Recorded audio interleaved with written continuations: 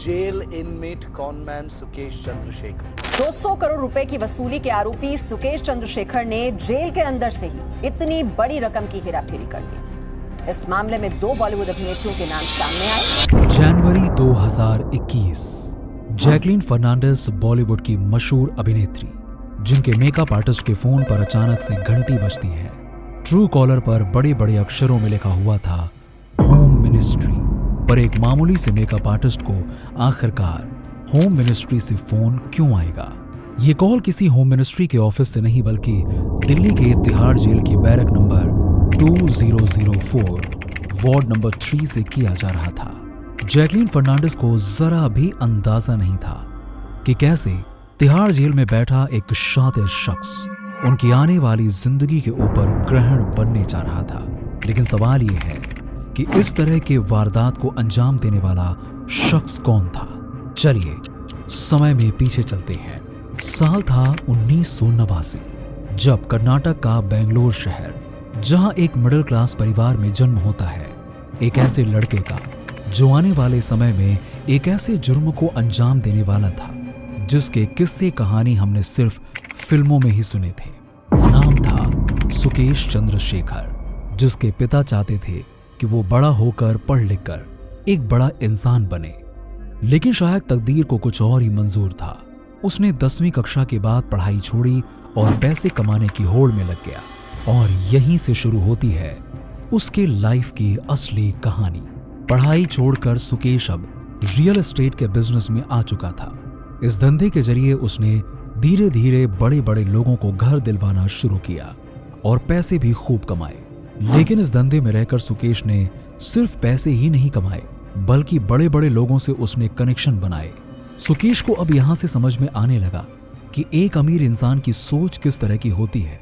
सब कुछ समझने और सीखने के बाद अब सुकेश इन तौर तरीकों का इस्तेमाल अपने फायदे के लिए करने वाला था। ये सभी तौर तरीके उसे शातिर बनाने की राह पर एक कदम आगे लेकर चले गए। वो बड़ी आसानी से लोगों को 1-2 लाख का चूना लगाने लगा, लेकिन उसके पैसों की प्यास सिर्फ यही नहीं बुझी, क्योंकि उसके मन में अब इस जुर्म की दुनिया का बेताज बादशाह बनने की इच्छा जाग चुकी थी। इसके चंगुल में आने वाले समय में अब ऐसे ऐसे लोग फंसने वाले थे जिसके बारे में एक आम व्यक्ति शायद सोच भी नहीं सकता। Sukesh at the age of 17, Sukesh अब 17 साल का हो चुका था। ये वो उम्र थी जब उसने पहली बार किसी बड़े कारनामे को अंजाम दिया, और उसका पहला शिकार कोई और नहीं बल्कि उसकी एक फैमिली फ्रेंड बनी, जिसकी एक जमीन बेंगलुरु डेवलपमेंट अथॉरिटी के पास काफी लंबे समय से फंसी हुई थी। दूसरी तरफ सुकेश को अब इस जमीन के बारे में पता चल चुका था। यहां से उसने अब प्लानिंग शुरू की और सीधा फोन घुमाया अपनी फैमिली फ्रेंड को। सुकेश ने अपने फैमिली फ्रेंड को सबसे पहले ये कह के कन्विंस किया कि वो उसकी फंसी हुई जमीन को वापस दिलवाने में पूरी मदद करेगा। यहां पर उसने खेल रचा और कहा कि मैं चीफ मिनिस्टर का जानने वाला हूं। यह सुनने के बाद उसकी फैमिली फ्रेंड का यकीन और भी ज्यादा पक्का हो गया। बड़ी चतुराई से सुकेश ने एक झूठ को सच में बदला और इस काम को करने के लिए उसने अपनी फैमिली फ्रेंड से 1 करोड़ रुपए तक मांगे। सुकेश की मीठी मीठी बातों में फंस चुकी उसकी फैमिली फ्रेंड को पता भी नहीं चला था कि बहुत जल्द उसकी उम्मीदों पर पानी फिरने वाला है। सुकेश ने ना तो उसकी फंसी हुई जमीन वापस दिलवाई, बल्कि 1 करोड़ रुपए लेकर फरार हो गया। ऐसे ही समय बीतता गया और वो लोगों को इसी प्रकार से ठगता गया। ये सिलसिला ऐसे ही चल रहा था, लेकिन फिर जाकर उसकी लाइफ में एंट्री होती है एक लड़की की, जिसका नाम था लीना मारिया पॉल। सुकेश और लीना मारिया पॉल की मुलाकात। लीना मारिया पॉल, जो साउथ की फिल्मों में काम करने वाली एक एक्ट्रेस हुआ करती थी। लीना ने अपने करियर में कई फिल्मों में काम किया, जैसे हस्बैंड इन गोवा, कोबरा और बिरयानी। ये वो एक्ट्रेस थी जिसे सुकेश काफी पसंद करने लग चुका था। अब वो हर हाल में उसके साथ दोस्ती करना चाहता था, लेकिन लीना को अप्रोच करने के लिए भी उसने सीधा सीधा रास्ता न अपनाते हुए अपने शातिर दिमाग का इस्तेमाल किया। सुकेश सबसे पहले लीना को फोन करता है, लेकिन वो उसे फोन सुकेश बनकर नहीं बल्कि सन टीवी का ओनर बनकर करता है। सुकेश ने लीना से कहा कि मैं एक बहुत ही बड़ी फिल्म के लिए काम कर रहा हूँ, जिसके लिए मैं एक एक्ट्रेस की तलाश में हूँ। मैं चाहता हूं कि तुम मेरी फिल्म की हीरोइन बनो। लीना ने जब ये सब सुना तो उसे ये स्कीम अच्छी लगी, क्योंकि वो इससे पहले छोटे मोटे रोल ही किया करती थी। बड़ी आसानी से मूवी का झांसा देकर सुकेश ने लीना को अपने चक्कर में फंसा लिया। फिर सुकेश ने लीना को मॉडलिंग के कुछ असाइनमेंट दिलवाए और बाद में वो उसे अपने साथ चेन्नई लेकर आ गया। चेन्नई आने के बाद सुकेश की मदद से लीना को अब धीरे धीरे कई फिल्मों में लीड रोल मिलने लगे। कुछ ही समय में टॉलीवुड इंडस्ट्री में लीना का नाम मशहूर हो गया और साथ ही सुकेश और लीना के बीच में नजदीकियां भी बढ़ने लगी। आगे जाकर साल 2014 के आते आते ये दोनों एक दूसरे से शादी कर लेते हैं। कुछ समय बाद ही लीना को ये पता चल जाता है कि सुकेश की इस आलीशान जिंदगी के पीछे की असल सच्चाई क्या है। लेकिन कैसे भी करके सुकेश ने अपने इस धंधे में लीना को भी अपने साथ जोड़ ही लिया। साथ मिलकर अब इन दोनों प्रेमी जोड़ों ने सैकड़ों लोगों को ठगना और लूटना शुरू किया, जो आगे जाकर उनकी कमाई का मुख्य जरिया बन चुका था। सुकेश लोगों को IAS ऑफिसर बनकर तो कभी चीफ मिनिस्टर का रिश्तेदार बताकर उनसे करोड़ों रुपए जब्त करता था। इतने सारे वारदातों को अंजाम देने के बाद भी 2017 में सुकेश पहली बार अपनी लाइफ के अब तक के सबसे बड़े केस के चलते जेल के सलाखों के पीछे चला जाता है। वो केस जहां उसने एक पॉलिटिशियन से पैसे लेकर इलेक्शन कमीशन को घूस देने की कोशिश करी। Case that put Sukesh behind Tihar jail. एक बहुत ही फेमस पार्टी जिसका नाम है AIADMK, जिसे जयललिता ने खड़ा किया था। लेकिन जैसे ही जयललिता की मृत्यु हुई तब उनकी पार्टी में पावर को लेकर काफी दिक्कतें होने लगी। VK शशिकला जो इस पार्टी के लीडर हुआ करती थी, उनके भतीजे TTV दिनाकरन को पार्टी से निकाल दिया गया था और फिर पार्टी के सिंबल को लेकर पार्टी के अंदर लड़ाई चलने लगी कि कौन इस सिंबल का इस्तेमाल करेगा। इस समय TTV दिनाकरन की मुलाकात एक ऐसे आदमी से होती है जो दिनाकरन को इस बात पर भरोसा दिलाता है कि वो इलेक्शन कमीशन में अपनी पहचान के जरिए उनको पार्टी सिंबल दिलाएगा। ये शख्स कोई और नहीं बल्कि सुकेश चंद्रशेखर ही था। सुकेश ने दिनाकरन से कहा, पार्टी ने आपके साथ सही नहीं किया है, जिसके लिए पार्टी को सबक सिखाना पड़ेगा, लेकिन इस काम को करने के लिए आपको मुझे 50 करोड़ रुपए देने पड़ेंगे। दिनाकरन जो पार्टी की इस लड़ाई से काफी तंग आ चुके थे, उन्होंने सुकेश की बात मान ली और वो उसे 50 करोड़ रुपए देने के लिए तैयार भी हो जाते हैं। लेकिन हुआ वही जो हमेशा से होता आया था। दिनाकरन को शायद मालूम भी नहीं था कि वो किस इंसान पर भरोसा कर रहे हैं। कुछ ही समय के बाद सुकेश उन 50 करोड़ रुपए को लेकर फरार हो गया, लेकिन हर बार की तरह इस बार वो खुद को पुलिस के गिरफ्त से बचा नहीं पाया और दिनाकरन के पुलिस कंप्लेंट के बाद आखिरकार पुलिस ने सुकेश चंद्रशेखर को हिरासत में ले लिया। ये पहली बार नहीं था कि सुकेश का पाला पुलिस से पड़ा था। इससे पहले भी वो कई बार जेल की हवा खा चुका था, लेकिन इस बार ये मामला पहले के मुताबिक कुछ ज्यादा ही लंबा चलने वाला था।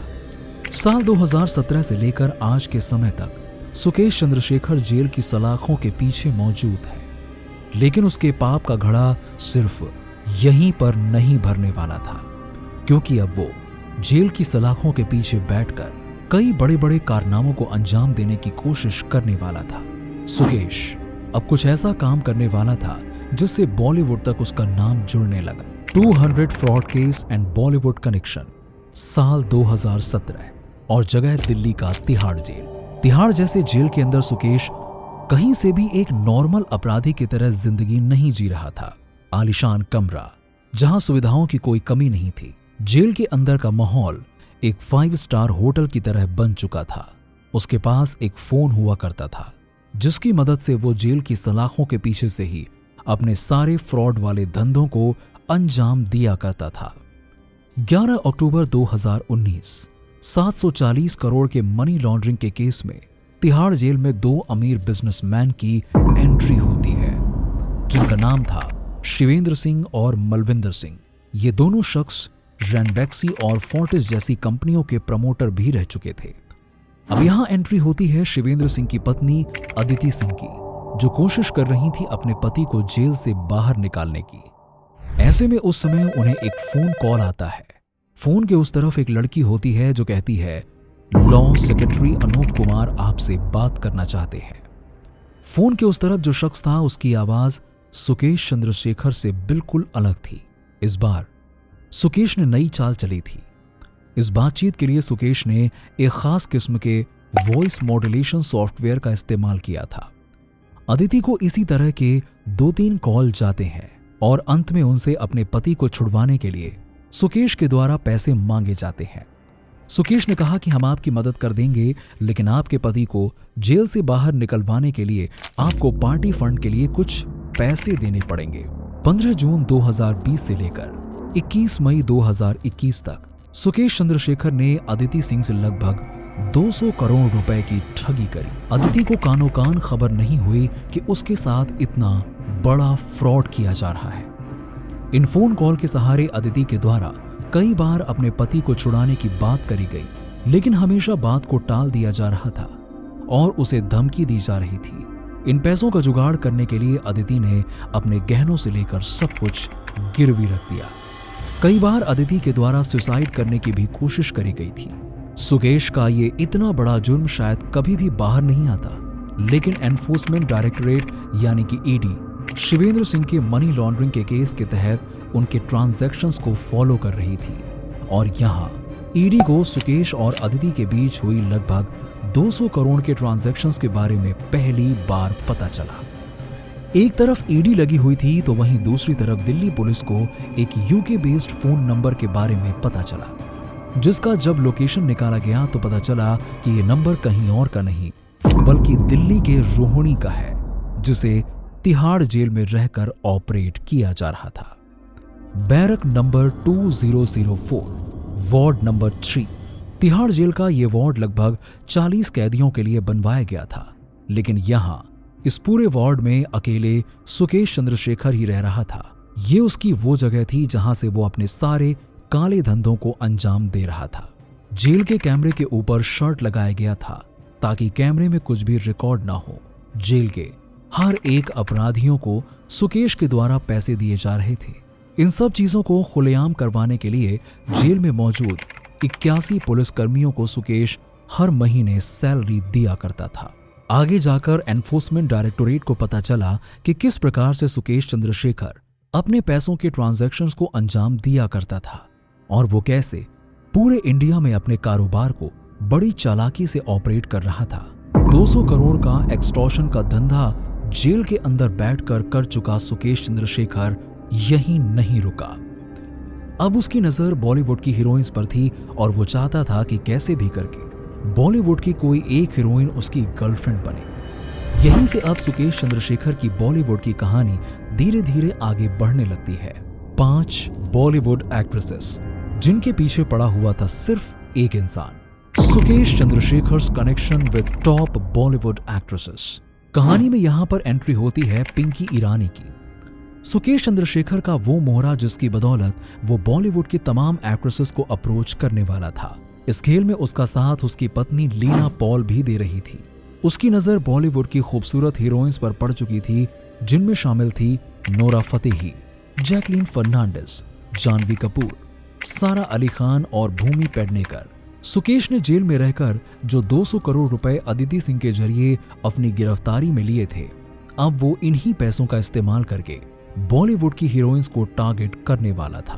भूमि पेडनेकर सुकेश का एक सेट ऑफ प्लान था जिसमें वो एक्ट्रेसेस को गिफ्ट देकर उनसे दोस्ती करने की कोशिश करता।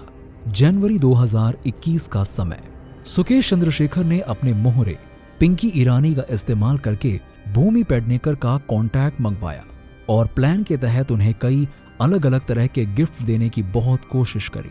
पिंकी ने भूमि को कहा कि वो न्यूज एक्सप्रेस पोस्ट नाम की कंपनी से बात कर रही है। ईरानी ने कहा कि मेरे बॉस आपके बहुत बड़े फैन हैं और वो आपको एक गाड़ी गिफ्ट के तौर पे देना चाहते हैं, लेकिन भूमि ने यहां पर मना कर दिया। मई 2021 में एक बार फिर से भूमि को पिंकी के द्वारा कांटेक्ट किया गया और इस बार कहा कि कंपनी के चेयरमैन सूरज आपको गिफ्ट देना चाहते हैं। फिर कुछ ही समय में भूमि को सुकेश सूरज बनकर फोन करता है, लेकिन इस बार भी भूमि ने गिफ्ट लेने से मना कर दिया। सुकेश की मंशा यहां पूरी नहीं हो पा रही थी।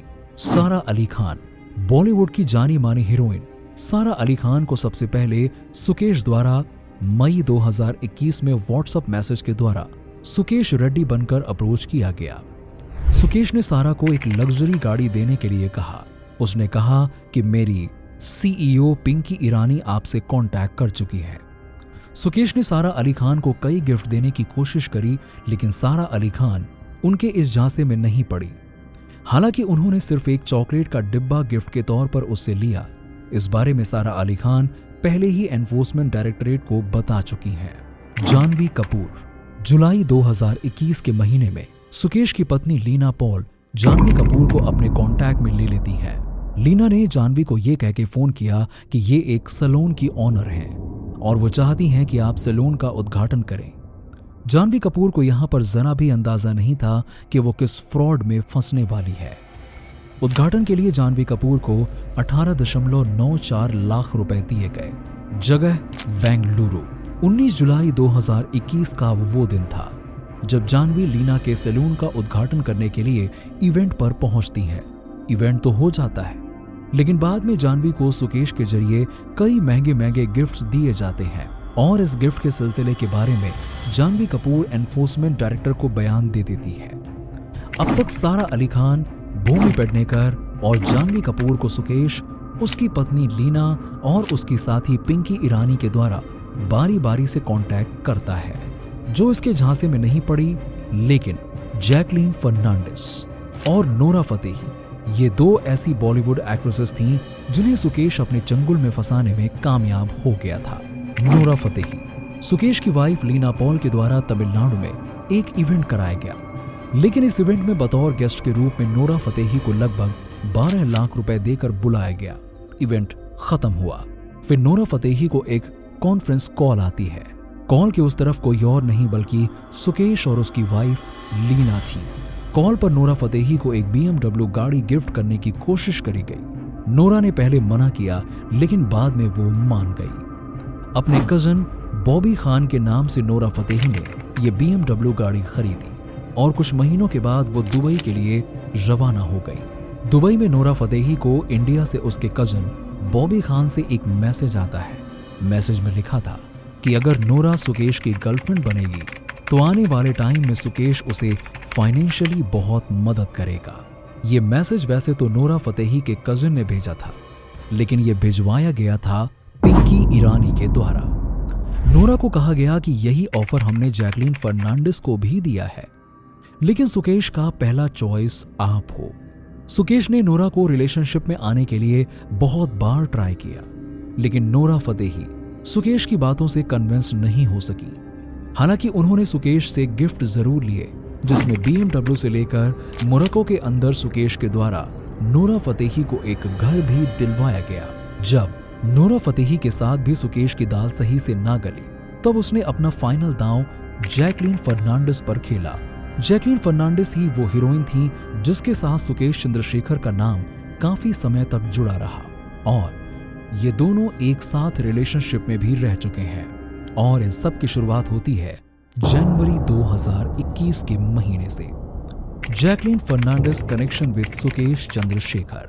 जैकलीन के मेकअप आर्टिस्ट को एक समय पर एक अननोन नंबर से कॉल आया और कहा कि जैकलीन से उसे बात करनी है।